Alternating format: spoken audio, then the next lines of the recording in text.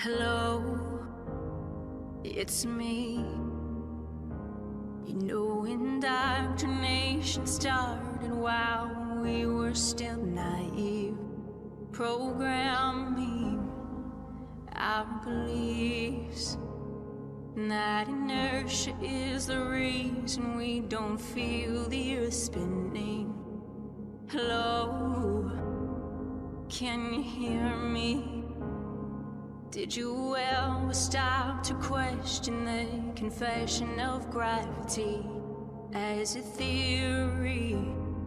Funny thing, force alone can be explained with buoyancy and density. The sun is closer than what they've told us, not 90 million miles away.